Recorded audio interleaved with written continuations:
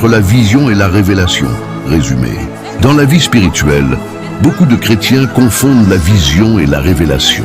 Pourtant, ce sont deux moyens différents par lesquels Dieu parle. Comme il est écrit dans Job 33,14, Dieu parle cependant, tantôt d'une manière, tantôt d'une autre. La vision est une image ou une scène que Dieu montre spirituellement. Elle peut venir dans un rêve, une transe ou par les yeux spirituels ouverts.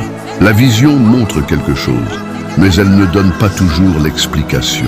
Par exemple, dans Acte 10, Pierre voit une nappe descendre du ciel avec des animaux.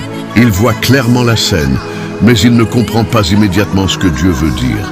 De même, Joseph, dans Genèse 37, voit les gerbes et les étoiles se prosterner devant lui sans comprendre encore le plan complet de Dieu.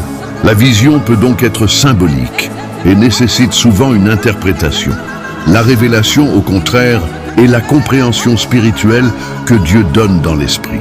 Ce n'est pas seulement voir, mais comprendre profondément la vérité de Dieu. Dans Matthieu 16:17, Pierre déclare « Tu es le Christ, le Fils du Dieu vivant ». Jésus lui répond que cette connaissance ne vient pas des hommes, mais du Père céleste. Pierre n'a pas vu une image, il a reçu une révélation. La différence est donc simple. La vision montre, mais la révélation explique. La vision touche les yeux spirituels, tandis que la révélation éclaire l'intelligence et le cœur. On peut avoir une vision sans révélation. Daniel lui-même a vu des visions sans les comprendre immédiatement.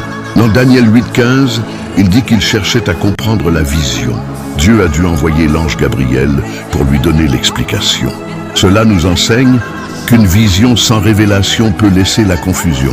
La révélation est encore plus importante que la vision parce qu'elle produit la foi, la transformation et la vraie connaissance de Dieu. Quelqu'un peut voir beaucoup de visions et rester loin de Dieu, mais une personne qui reçoit la révélation de Jésus peut être transformée pour toujours. C'est pourquoi Éphésiens 1,17 dit « Que Dieu vous donne un esprit de sagesse et de révélation dans sa connaissance ». Dans la Bible, Dieu donne parfois les deux, la vision puis la révélation. Jean, dans l'Apocalypse, a vu des visions et Dieu lui a ensuite révélé leur signification.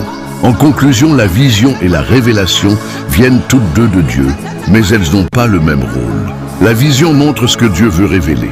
La révélation fait comprendre ce que Dieu veut enseigner. La vision peut impressionner les yeux, mais la révélation transforme la vie.